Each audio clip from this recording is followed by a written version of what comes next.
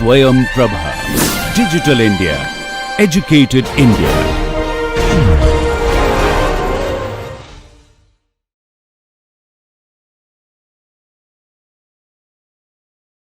So in this problem example, what you are shown is a bolt which has broken, and the bolt which has is, of course, it has broken because it exceeded some allowable stress, maybe normal shear, I don't know.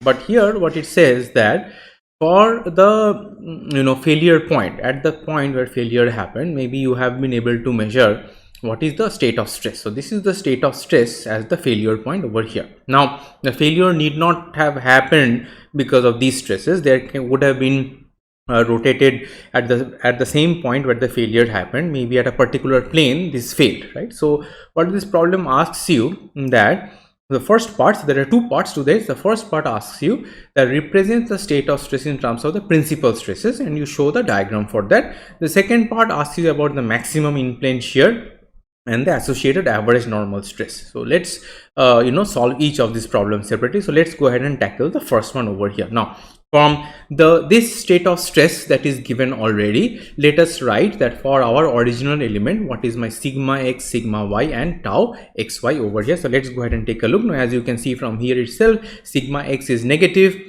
sigma y is positive, and your tau xy is also positive. So let's make a note of these ones, of the inputs which are given. So for the first part of the problem, which is this one over here, for the calculating the principal stresses, so we also have to calculate the values of the stresses and the angles at which it is acting. So let's go ahead and write out the expression for the principal stresses.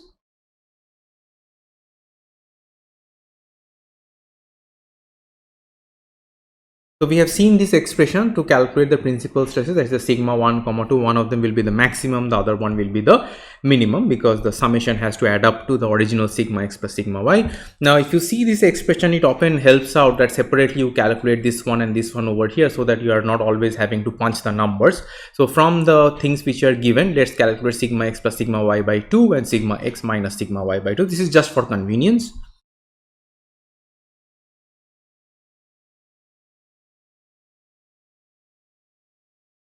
So after calculating these parameters, if you plug this over here, tau xy is already given. So if you plug these guys over here, what you essentially get is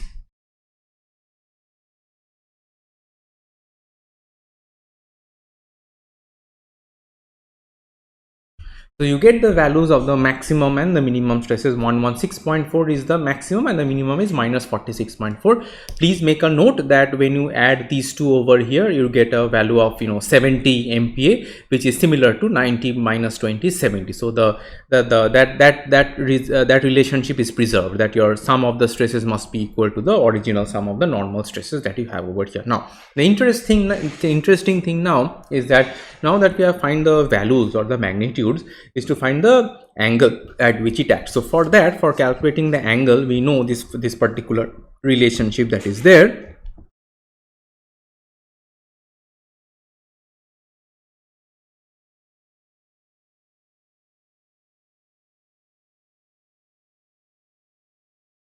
So here also, if you plug in the values of tau xy and sigma x minus sigma y2, what you're eventually going to get is,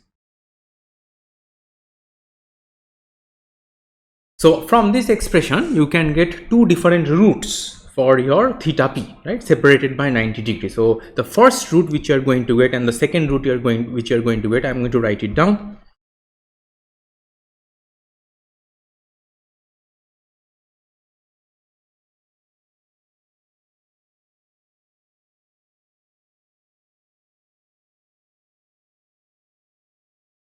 Right. So now the big question here is that we have found that these are the maximum and the minimum stresses, and these are the two angles that we have separated by 90 degrees. Now the question is that which stress corresponds to which angle? How do we find that out? Does this 116 correspond to this one, or it corresponds to this one, or this one 46.5 4 corresponds to this or to this one over here. What is the easiest way to find out? Always remember that we come to these expressions over here from the very basic steps. The very basic steps meaning that your very basic relationship about any particular rotation theta, what is the sigma x prime? We know that sigma x prime is sigma x plus sigma y by 2, plus sigma x minus sigma y divided by 2, cosine of 2 theta plus tau xy sine of 2 theta. So if you go back and substitute into those relationship this particular angle in that one, let's see what is the value of sigma x prime. It must be one of these two. So let's see this minus 23.73. If we go and plug it back, what number we come up with over there. So if I go back and plug that number over there, plug and write the expression and plug that number over there, I will just write it below here. Let's see what we get. So let's write the basic equation first. We always know that one.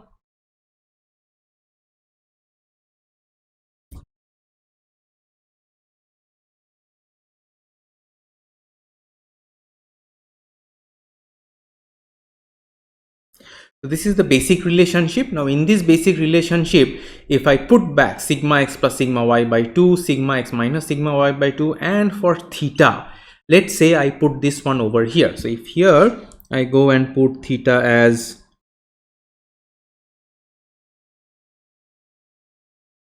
if you plug in these values, what you will get that this one comes out as equals to minus 46.4 MPa. Which it has to come out as one of these values which you got over here. But now the good thing is that you know which angle corresponds to which stress. So we know that minus 23.73 corresponds to this minus 46.4, and obviously the other stress 116.4 must correspond to this one over here.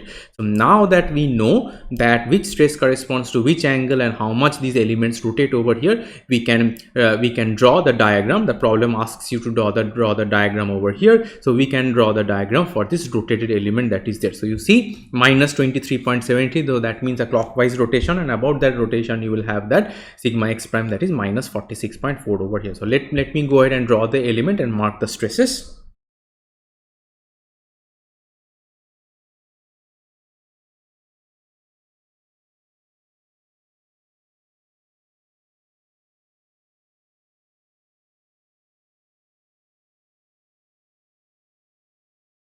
So about this negative 23.73, that is a clockwise rotation, the stress I got was minus 46.4, so it's a compressive force. So once I know this, the other ones are automatically fixed over there. Also remember one important thing, that since this is the principal directions, you calculate sigma 1 and sigma 2, there will be no tau, so the tau will not be there. So this element is only going to have normal stresses across all the 4 faces. So let's go ahead and mark that.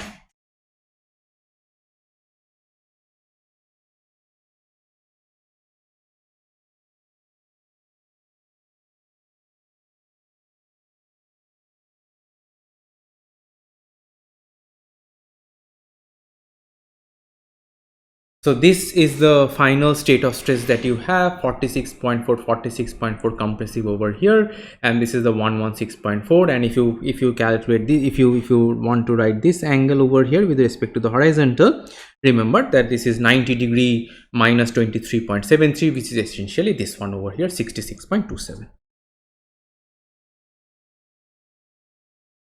So with that, we are done with the first part of the problem. Let's go ahead and do the second part of the problem now, where we are going to rotate about an element which is going to be 45 degree, sorry, not 45, which is where the in-plane shear is maximum. Why I said 45 degree? Remember that the plane of maximum in-plane shear is 45 degrees away from your plane of the principal axis. So ideally, I think what you should get, let me solve and find it out, it is going to be minus 23.73 plus 45. So it will be a slightly positive anti-clockwise rotation. So let's go ahead and take a look, and let's see if what we hypothesize we get the same thing or not. So for the maximum in-plane shear, so this is the second part of the problem that we're looking at, which is this part over here. I have retained what I had previously. These were the given parameters, and this I have also calculated in the previous example or the previous part of the problem. So for the maximum in-plane shear, let's go ahead and write it.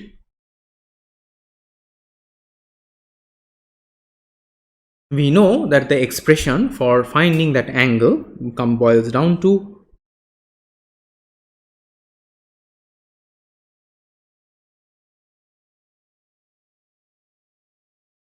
so if you go back and plug in the numbers over here, sigma x minus sigma y by 2 tau xy, then you find this theta, so this will be theta s over here. Again, you will get two roots. I will write down the roots directly.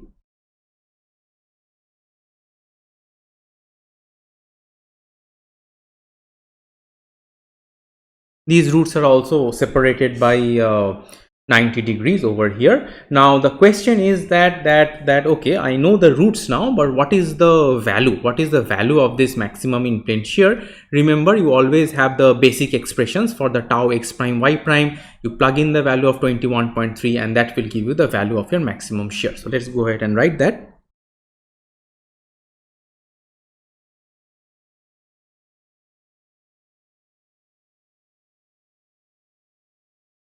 So this is the general expression. So here again, if I plug this one and maybe the smaller angle over here, 21.3 degrees.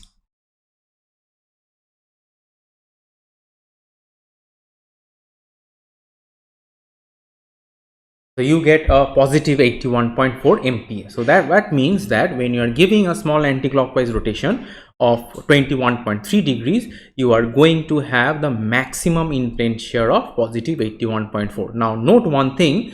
Here, had you plugged in 111.3, you would have gotten minus 81.4. That's a whole set of different convention which we are not going to bother about. Remember, for shear, if you just draw one of the sides, all the other sides get automatically fixed. So typically when you get a negative sign, that means a positive, that means a clockwise rotation. We're not going to get into that. So for the shear, you always calculate what is the smaller angle that you get. You draw the rotated element, mark the shear, and all the other shears get automatically fixed for that. Now also remember that for the in plane shear, we know that when we have the maximum in plane shear, in those planes our normal stresses do not vanish. The value of the normal stresses becomes equals to the average stress, that is sigma x plus sigma y by 2. So let's write that down as well.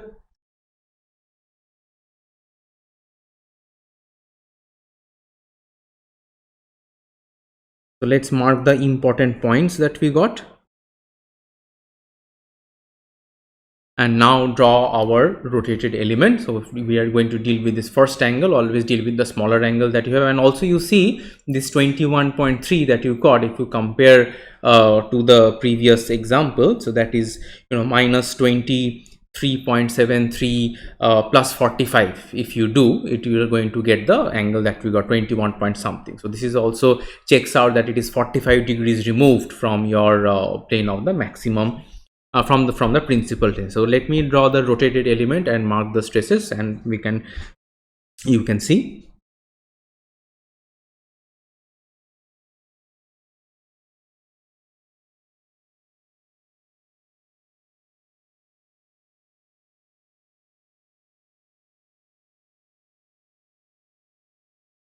So on this face, which is a clockwise 21.3, I am getting this positive shear of 81.4. Now remember, what is the positive here? This is my positive x prime direction. This is the positive, somewhere here is your positive y prime direction over here, right?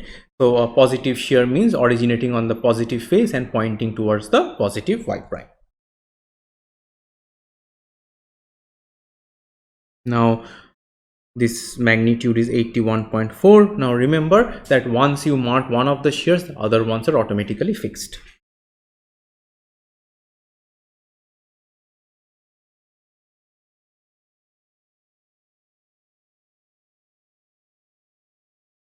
So these are all the shears that you get. See this angle that you see over here, the one which y makes. I will just again come back to that other angle which we calculated. This particular angle is 90 plus 21.3. So this is 111.3 degrees, which is this one over here. So had you plugged in this one, this you would have gotten a minus 81.4. That doesn't mean that shear is negative. That convention tells you that the value that you're calculating, acts in a clockwise sense. This one acts in an anti-clockwise sense. This is another whole set of different convention for the shear. The positive shear means anti-clockwise, negative shear means clockwise. You're not going to go into that. You always calculate the smaller angle that will give you the rotation as well as the value and the direction of the shear.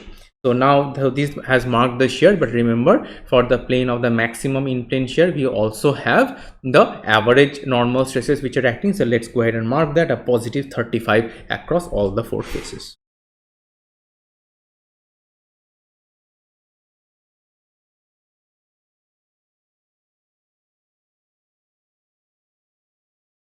So I hope this problem example was also clear. In the first part we calculated the principal stresses, then the second part we calculated the maximum in plane shear, and those two planes are removed by each other by 45 degrees. So this concludes the subtopic on calculating the maximum in plane normal stresses and the maximum in plane shear. The stress strain transformation equations that you have seen until now, if you frankly think about it, it's a little cumbersome that you have to remember several different equations, you have to remember the signs and so on and so forth. Now there exists another method to do the stress strain transformation which makes your life incredibly easy, and it relies on a graphical technique. Now this graphical technique was discovered by the German scientist Christian Otto Mohr, who was a famous civil engineer in his time, and today's topic of discussion that we have is known as the Mohr circle. So let me just go ahead and highlight that part. So we are going to learn about Mohr circle, right? Now Christian Otto Mohr, he had this contribution on the Mohr circle, and later in your later semester when you learn about structural mechanics, you will see he has several other contributions to the field of structural engineering as well. But for our course on solid mechanics, let's go ahead and learn how to use the Mohr circle to do the stress strain transformation.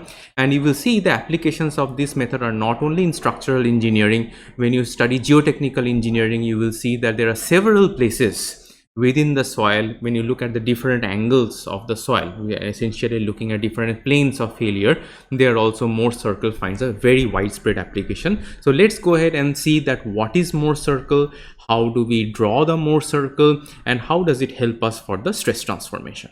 You must already be familiar with these equations and as well as this figure that you see over here. Now in this figure essentially is your original element. This is rotated at an angle theta, and once rotated you have this sigma x prime, sigma y prime, tau x prime, y prime, which are these set of equations. This we have already seen when we're doing the strain transformation using the equations. Now if I take this first equation that you see over here, and if I pull this term to the left hand side over here, so let me go ahead and write the rearranged equation.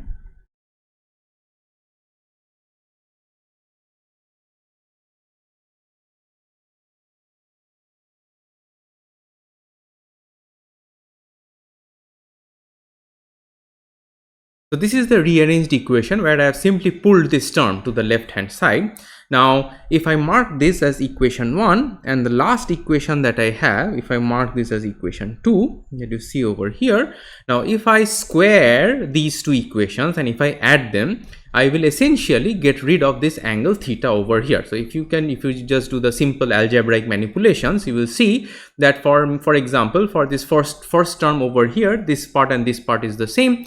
So you have the cosine square 2 theta sine square 2 theta becomes equals to 1. For this one also the same thing happens, and the twice terms, that is 2 tau xy sine 2 theta times this one, it has a negative sign. It's a positive sign over here, negative sign over here, so that cancels out. So if I square these two and add, the reduced set of equation that I get is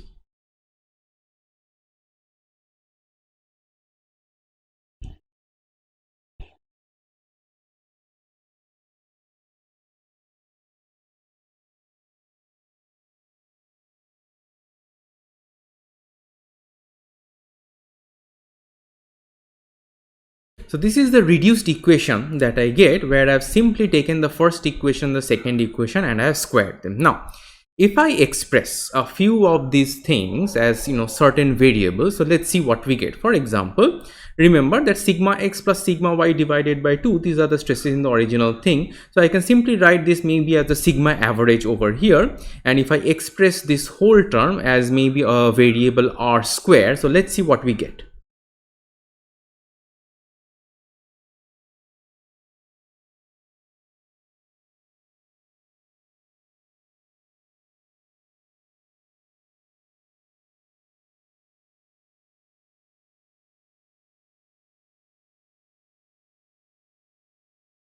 So this equation, after making these sort of little bit of substitutions over here, you get this set of equations, that is sigma x prime minus sigma average square plus tau x prime y prime square equals to r square. Now this should remind you of the equation of the circle, where something like a minus k square plus y minus h square equals to r square. So that's the equation of a circle which is centered at sigma average comma 0, because here you do not have this is just the term which is square. It is not this minus something something is square. So this is the equation of a circle which is centered at sigma average comma 0, and this is the radius of the circle. So slowly you are starting to get a hint that I can start with these basic equations over here, and I can represent the whole thing in terms of a circle that is over here, right? So now if you take a look at this one, so let's maybe make a note of that this is the equation of a circle which is centered at sigma average comma 0, and with the radius of the circle being this particular, the square root of this particular term over here. So let's make a quick note of that.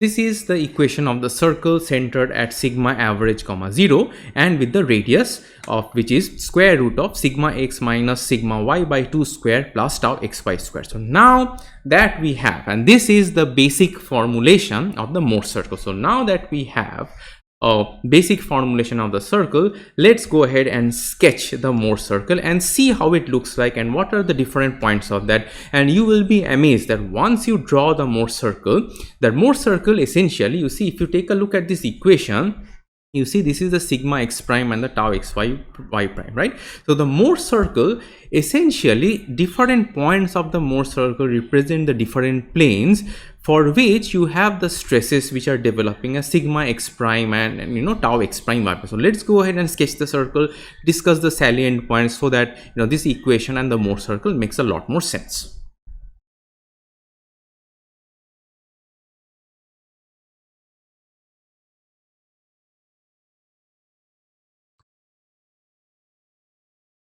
So what I have drawn over here is a circle, like for a circle for which you have I have two set of axes that you see over here. Of course these axes are going to be your sigma x prime and the tau x prime y prime, and the circle is going to have a particular radius. So let's go ahead and mark the different axes. Just for generality, instead of marking a sigma x prime, I will mark it as sigma x just as a general representation of stress, and the tau x prime y prime as tau xy, and then we will discuss the different points of the circle. Now it is often a convention to mark what is the positive sigma x. So this is the x-axis, remember, and this is the y-axis that we have over here. So what is typically the convention that is used, that towards which direction is your sigma x positive and tau x prime y prime positive? Now different books follow different convention.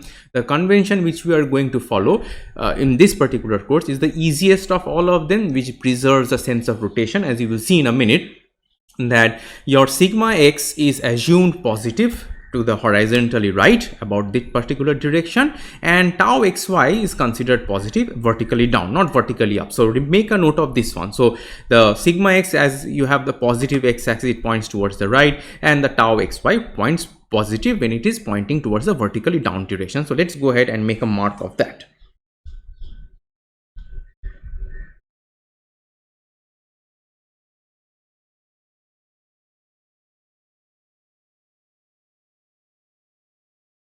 So I have marked my positive sigma axis. I have not attached any particular subscript, although this is pointing towards the regular sigma or the sigma x that you see, and this is the positive tau which is over here. Okay, now let's look at the different points which are in the circle. Now if you see this circle is centered at your sigma average comma 0, right? So if I write if I mark the center of the circle over here,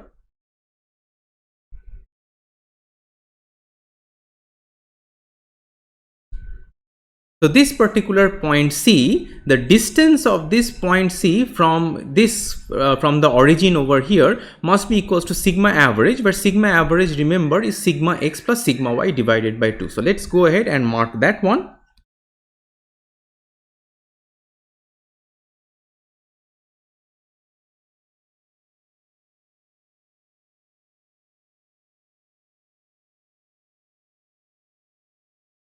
Right, so this is the sigma average, sigma x plus sigma y divided by 2. So this is centered there, and the radius of the circle we know is this particular guy over here. So say if I say take any one particular maybe random point, let's say P over here, right, and if I join these two lines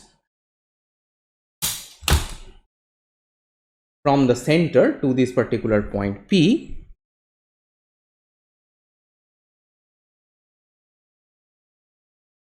so if I join these two lines over here, so the length of this line, the radius r, becomes equals to what we have seen over here. So the radius r is nothing but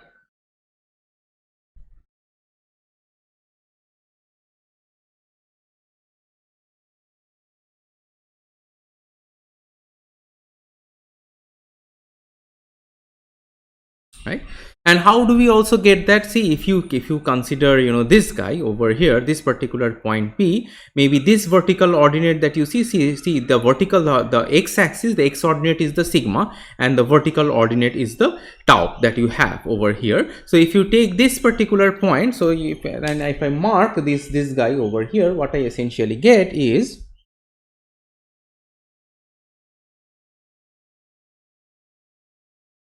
so this particular line that you see over here, so this is the dimension of this one is tau xy, and this particular dimension that you see from the point C to here. Now remember that one thing, that this point C, it is at sigma x plus, you know, sigma y divided by 2, and say this particular point is for a general, you know, sigma x, say. So because, you know, this is general tau xy, and say this particular point is at a point of sigma x. So let's go ahead and mark that dimension as well.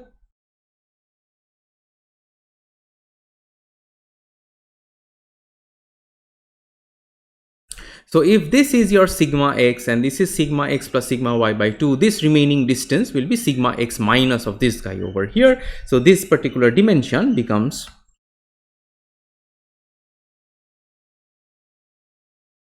and you see this, for this particular small triangle, right angle triangle that you see, this radius becomes equals to that, the hypotenuse square equals to the sum of the squares of this particular line and this particular line over here. And for this one, it is sigma x minus sigma y by 2, and this is tau xy. So this radius becomes equals to this one over here.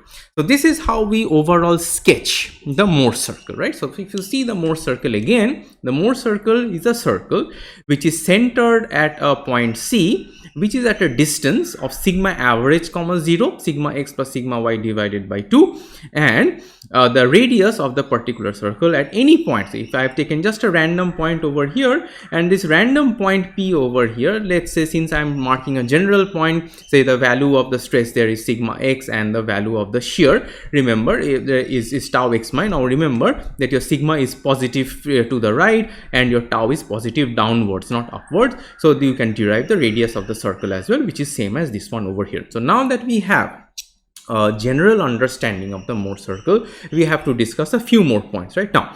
Very interesting and important. Now can you see that these extreme points of the Mohr circle, this one and this one over here, so let me go ahead and mark those points maybe. So this point over here and this point over here. So what can you tell about those 2 points? You see that these 2 points, for this particular point over here, this is the maximum value of the stress sigma, maximum of the normal stress sigma, and what is the value of tau over here? The tau is 0, right? This particular point over here is the minimum value of the stress, and the tau also is 0, right? So where have we seen that we have the maximum stress and the minimum stress, maximum and the minimum normal stresses, and the taus are 0? Yes, you are right, those are the principal stresses. So this particular point corresponds to actually your sigma 1, so that is the maximum principal normal stress, and this point corresponds to the minimum stress, that is the minimum principal normal stress. So let's go ahead and mark those points as well. So this particular point corresponds to your sigma 1, this particular point corresponds to your sigma 2, right?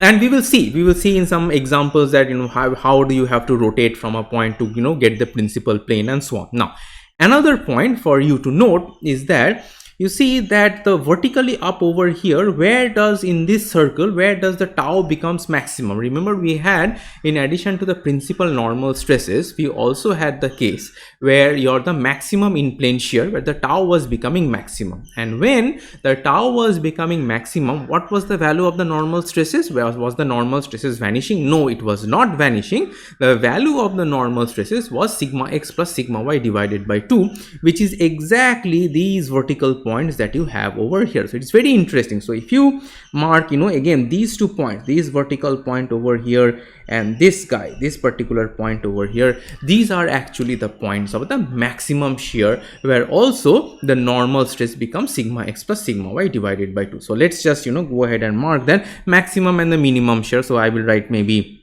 the maximum minima. So this is the minima. Since my tau is positive, the vertically downwards, this really doesn't matter much, because remember, for tau is our friend. So for tau, the good thing is that once you know one particular direction of the arrow and the magnitude, all of them get automatically fixed. So in an absolute sense, you can say that these are the points where your maximum values that occur, right? And the corresponding value of the average stress is of the normal stress at all the faces is sigma x plus sigma y divided by 2. So now that we have more or less a crude understanding of the Mohr circle, and as we will discuss more, we'll do more problems, you will get a better understanding of the Mohr circle. Let's go ahead and discuss some of the other features which are there of the Mohr circle, and how the Mohr circle can help you in locating the principal stresses, locating the planes of the maximum in plane shear, locating the planes of the principal stresses, and also help you in the stress transformation. So initially it may seem a little difficult, but you will see it will help you easily, very immensely, once you're familiar to do some of the problems which are there. So this is the circle we just sketched. So you see again, so this is the same drawing which we did. So this is the general equation of the circle, which is centered as sigma average and tau x prime y prime, right? So here your positive tau is pointing towards the right. So this is the positive direction that I have, right? And here the positive direction for tau is pointing towards downward. So different books follow different convention. This is the easiest one to follow. Now this was the Mohr circle centered as sigma x plus sigma y divided by 2. Any general point P, do not confuse this with anything. This is just a point which I have put over there, for which I am just showing a general stress, general shear stress tau x y, and this is sigma x minus sigma y divided by 2. And also in addition to that, we did a couple of realizations that your maximum principal stresses, or maximum and the minimum principal stresses, are the extreme ends of the circle, and the extreme top and the extreme bottom are the the absolute maximums of your shear, where also the average stress that you see is the sigma x plus sigma y divided by 2 over here. Okay, now let's take the Mohr circle and see that how it helps in the stress transformation and so on. Now if you take the Mohr circle, so each point of the Mohr circle, as you can see, that represents the two stress components, sigma x prime and the tau x prime y prime. Now although I have indicated this is a general sigma and a general tau, if you look at the basic equation, so this is actually every point is a representation of your sigma x prime and your tau x prime y prime that you have over here, right, acting on the side of an element defined by the x prime axis. Why x prime axis? Because this is sigma x prime. So essentially this is any point within the circle. If you have an element, say rotated about any angle, if you start with the initial point, and which is maybe at any particular angle that is there, and for that you remember that you have the x prime axis, which is inscribing that angle theta over there. So this represents this sigma x x prime, which is acting along the x prime axis, and the tau x prime y prime that you have over here. Now remember that is the x prime axis can be anywhere. When your theta is 0 over here, the point where theta is 0, x prime coincides with x, sigma x prime coincides with sigma x. Very simple, right? Now when x prime rotates by, say, the complete 90 degrees over there, sigma x prime becomes equals to your sigma y in the original one. We will take a look at that one as well. So what I essentially want you to understand is that this x prime axis, it is free to rotate, and as it rotates you will move at different points along the Mohr circle that is there. Let's go ahead and take a look. So first we will start with the very simple case that where your x prime axis is coincident with the x axis. So you see over here theta equals to 0. If you're not able to understand, let me go back to the previous page again. See, this is the theta where is the x prime was inclined at an angle theta. When theta equals to 0, x prime coincides with the x axis that is there, which is over here. So when you have the x prime coinciding with the x axis, essentially theta equals to 0. So in that particular case you see that your this particular expression over here, that is your sigma x prime becomes equals to sigma x. You have no option, so you are not rotated anything, you have just kept your element static. So sigma x prime equals to sigma x, and also your tau x prime y prime stays as equal to tau xy over here. Okay, so now let's come to this circle which is over here. Now this circle has many things. Now let's go ahead step by step. Okay, so let's say that this state of stress that is there, for which, and this is again, remember, a positive element. Why? Because your sigmas are all pointing outwards, tensile, and all the taus are either generating in the positive phase and pointing towards the positive direction, or generating in the negative phase and pointing towards the negative direction. So all the state of stress is positive over here. Now if for this state of stress that I have, if I want to represent this point on the Mohr circle, how do I represent that? Now remember, the Mohr circle is actually very simple. The Mohr circle essentially tells you that your horizontal axis is the stress axis, or more particularly it is the sigma x prime axis. So if you make a note of that, so that is the sigma x prime, right? And your vertical axis is the tau axis, or maybe a bit more correctly, that is the tau x prime y prime axis that you have over here. So you see that in this element where your sigma x prime equals to sigma x, and we have a tau x prime y prime or tau xy. Now within a 2D plane, how many points do you need, or how many values do you need to get a particular point? You need two values. You need a value of sigma x prime, you need a value of tau x prime y prime. So if I have the value of sigma x prime here, which is equals to sigma x, a value of tau x prime y prime equals to tau xy. So essentially if I have this value over here and this value over here, I can put a dot on this Mohr circle that is there, which is shown as this particular point A over here. So if you see this particular point A, here in this particular case, your sigma x prime has become equals to sigma x. Why? Because your general axis is sigma x prime over here.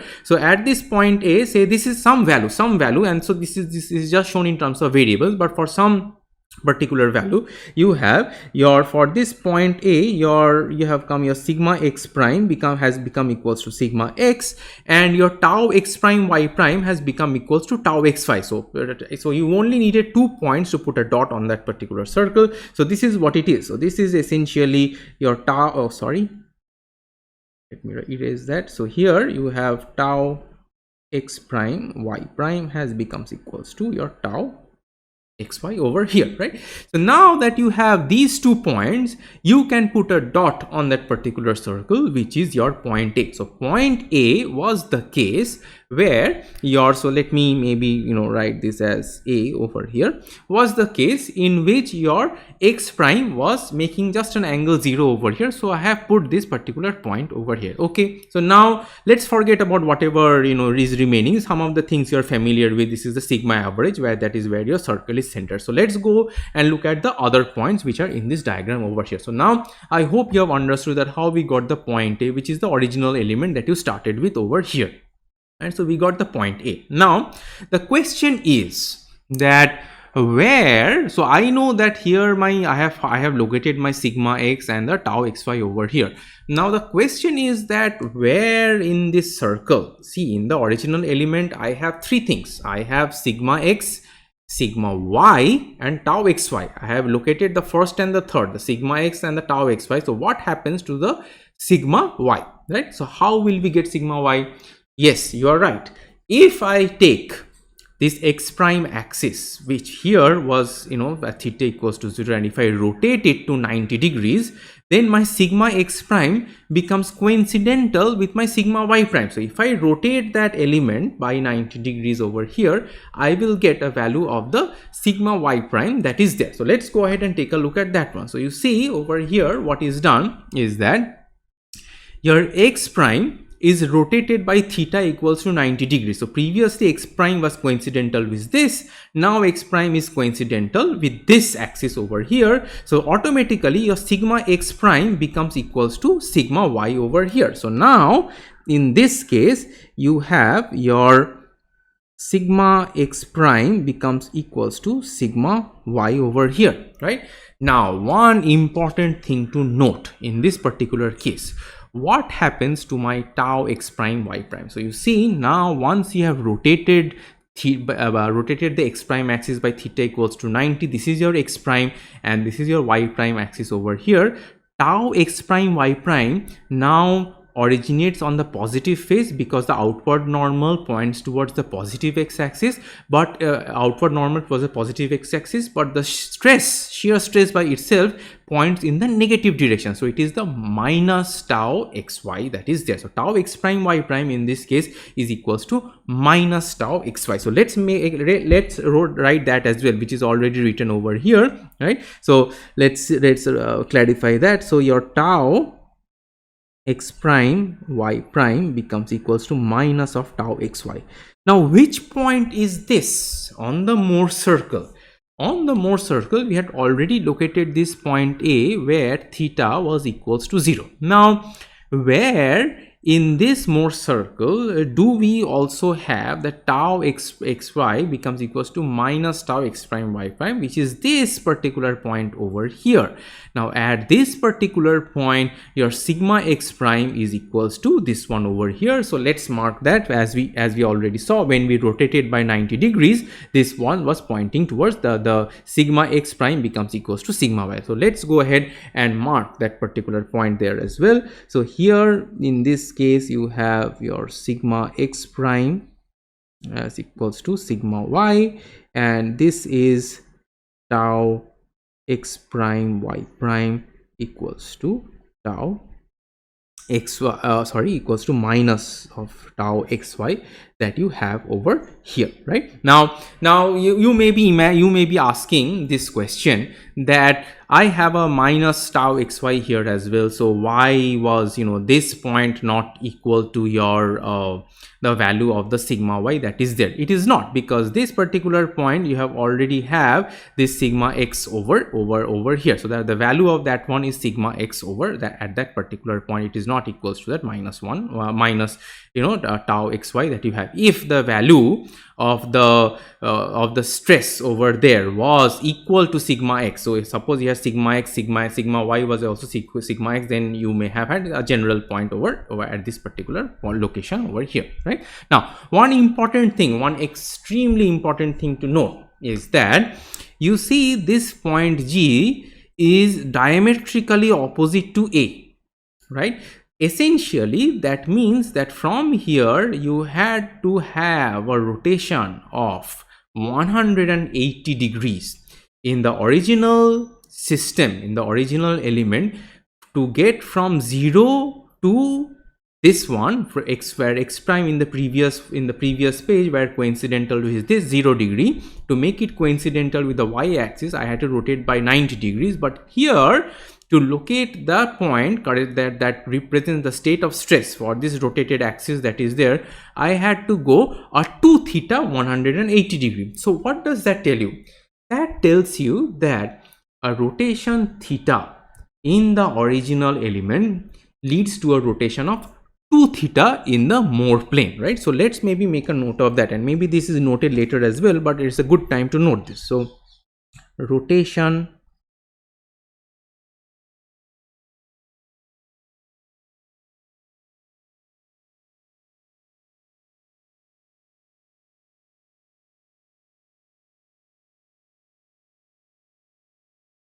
So rotation of theta in the original element leads to a rotation of 2 theta in the Mohr circle that you have over here. Okay, so now with this we have for the original element itself, right, we have located the points which are there. So we have located the point where you have the point A, which represents your sigma x tau xy.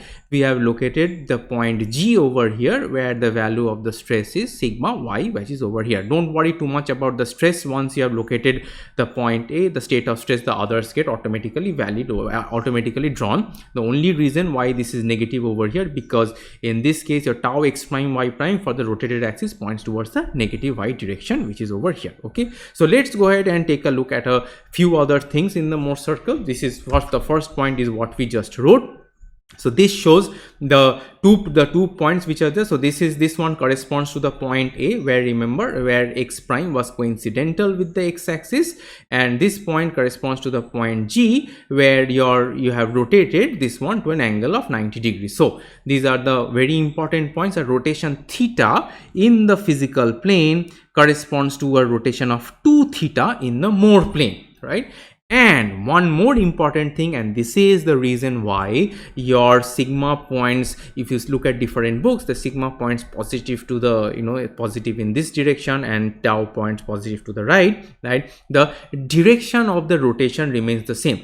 If you had taken the tau in the upward place, where you will see in some of the books they take the tau in the upward side, it becomes slightly a little less intuitive, because the direction of rotation also changes, and here we are preserving the direction of rotation. So the direction of rotation remains the same. So what is shown here is that an anti-clockwise rotation in the physical plane. See here, to go from theta equals to 0 to theta equals to 90 degree, you have to rotate the element in an anti-clockwise manner over here. Correspondingly, here the theta 90 become 2 theta equals to 180, but here also you had to go from here to here in an anti-clockwise manner, that is there to get to this point G over here. So an anti-clockwise rotation in the physical plane leads to an anti-clockwise rotation in the Mohr plane. You will see when we will solve some of the problems of finding the principal stresses or the maximum in plane shear, this will become extremely handy, where you don't have to always keep a track and think. You have to just mark the points in the Mohr circle, and then you will automatically get the points which is happening in the physical plane. So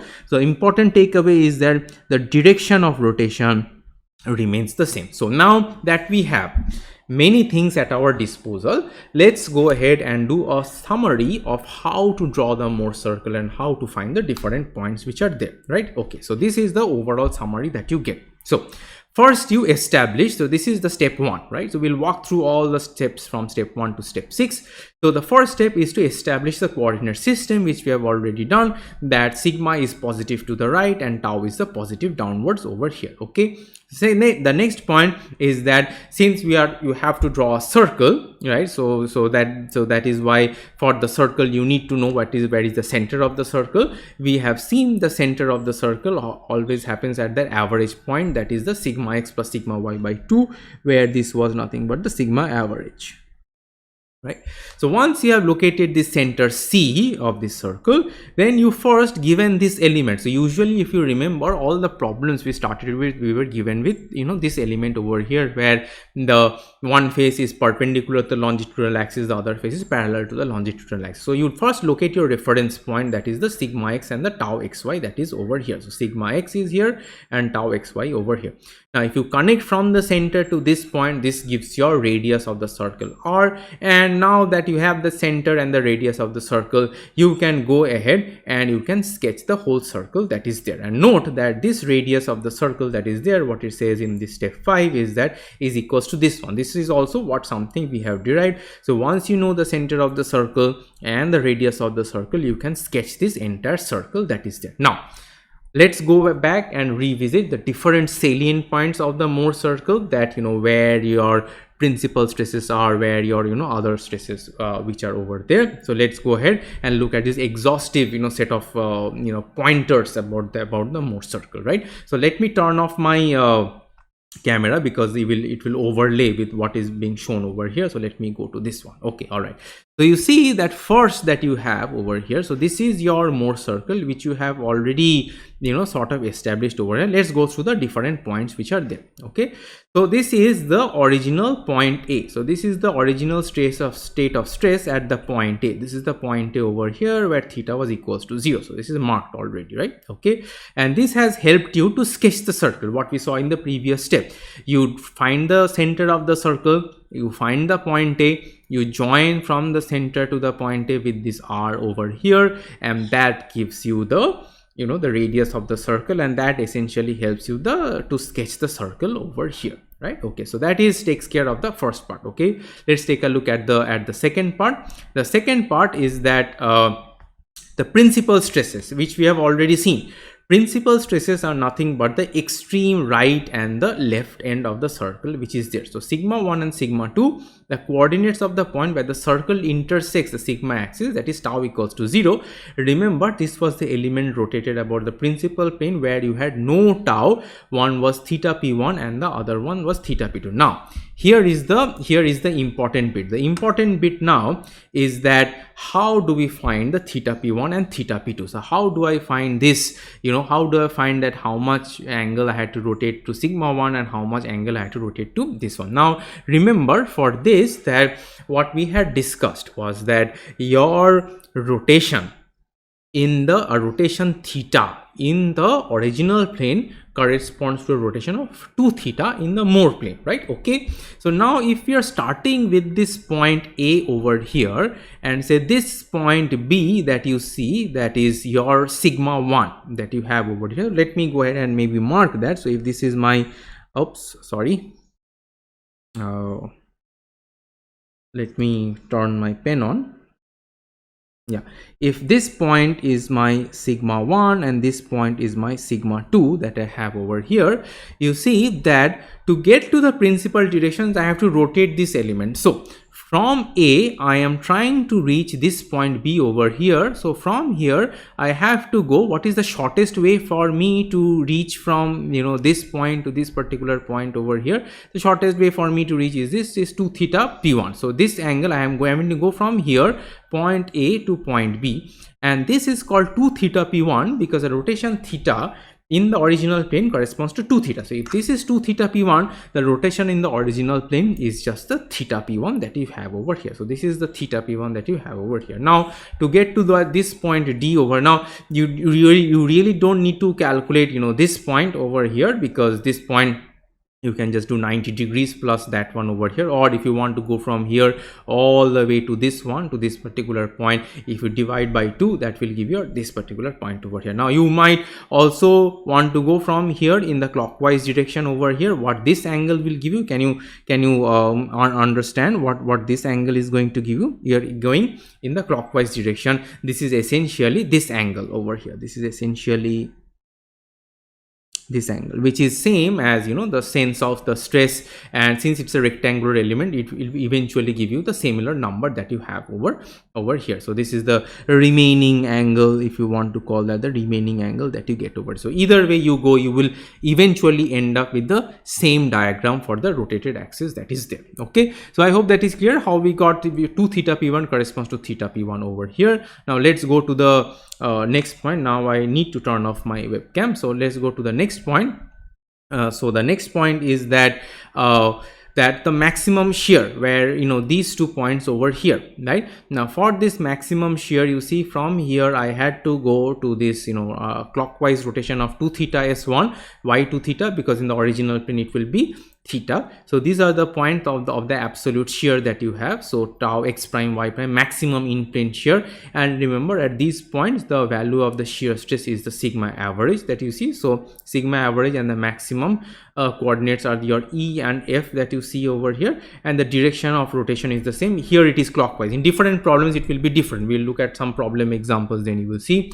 And the last thing is that suppose instead of asking you to find the maximum principal stresses or the maximum in plane shear, I ask you to calculate the state of stress at any general point P, right? So here this point P is at an angle of some 2 theta in the Mohr plane, so that means at a theta in the original plane. So if you are given the original element for this particular point P as well, from the properties of the circle you can calculate what is going to be the state of stress of this particular. You can calculate the sigma x prime for this one, diametrically opposite will be sigma y prime, and tau x prime y prime for the rotated element that is there, right?